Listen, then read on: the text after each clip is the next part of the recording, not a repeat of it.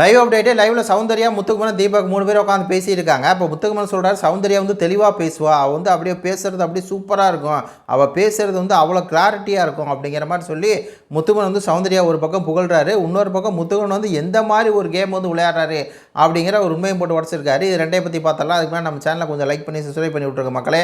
அதாவது இன்னைக்கு காலையில் வந்து 3 பேர் பேசுகிறாங்க. அப்போ முத்துக்குமரன் வந்து தீபக்காண்ட சொல்கிறாரு, இந்த மாதிரி ஒஸ்ட் பெர்ஃபார்மர் செலக்ட் பண்ணும்போது சௌந்தர்யா உண்மையாலுமே சென்சிபிளாக பேசினா, சூப்பராக பேசினா, அப்படி தெளிவாக பேசினா, எனக்கே பார்க்குறதுக்கு சௌந்தர்யா இப்படியெல்லாம் பேசுவாளா அப்படிங்கிற மாதிரி இருந்துச்சு அப்படிங்கிற மாதிரி முத்துக்குமரன் வந்து சௌந்தர்யா புகழும் தீபகாண்டை வந்து சொல்கிறாரு.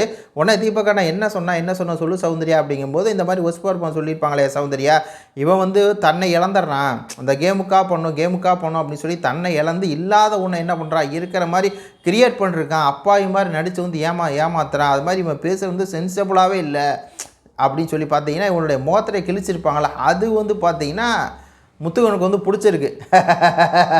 ரணவ் முகத்திரையை கிழிச்சா முத்துக்குமரனுக்கு பிடிக்குதா, பரவாயில்லையே.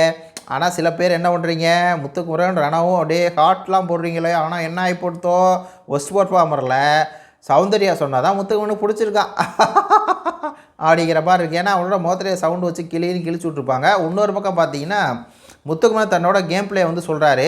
அதாவது எப்படின்னா ஒரு பிளான் பண்ணிட்டு வந்திருக்கான். இப்போ சௌந்தர்யா சொல்கிறாங்கல்ல, சௌந்தர்யா முதல் 3 வாரம் ஒன்றுமே பண்ணல, அப்புறம் கோவப்பட்டாங்க, அப்புறம் வந்து இறங்கி செஞ்சாங்க, ஏன் முதல் 3 வாரம் பண்ணல அப்படின்னு சொல்லி கேட்டாங்கல்ல.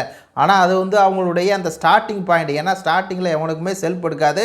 இப்போ நம்ம பேசணும்னாலும் ஃபஸ்ட்டு செல்ஃப் எடுக்காது, அப்புறம் ஒரு 2-3 தடவை ட்ரையல் பார்த்துட்டு அதுக்கப்புறம் தான் போகும். ஆனால் ஒன்ஸ் ஆரம்பிச்சிட்டோம்னா அது நிற்காமல் போகும் இல்லையா. ஆனால் முத்துக்குமரனோட கேப்பில் என்னென்னா, முதல் 3 வாரம் நான் வந்து பேசினேன், அப்புறம் 4, 5, 6, 7 இந்த 4 வாரமாக நானே தான் என்ன பண்ணேன், பேச வேண்டாம், கரெக்டாக பேசுவோம், அளவாக பேசுவோம் அப்படின்னு சொல்லி இருந்தேன். அதுக்கப்புறம் இப்போ 10ஆம் வாரம் வந்துடுச்சு, இப்போ நான் தான் ஃபஸ்ட்டு பேசுவேன் அப்படின்னு சொல்லி நிற்கிறேன்னா, ஏன் அப்போ தான் நான் வந்து தொடர்ந்து பேசிட்டே இருந்தேன் அப்படின்னா இவன் பேசிகிட்டே இருக்கான், அவன் நைன்னு பேசுகிறான் அப்படின்ட்டுருவாங்க. அப்போது நான் என்ன பண்ணுறேன், இது என்னோடய பிளானு, நான் வந்து முதல் 3 வாரம் பேசி அடுத்த 4 வாரம் பேசாமல் அடுத்த 10ஆவது வாரம் நான் சொல்கிறதான் வைக்கிறேன்ல, இதாண்டா என்னோடய கேம் பிளே அப்படின்னு சொல்லி உடச்சிருக்கேன்.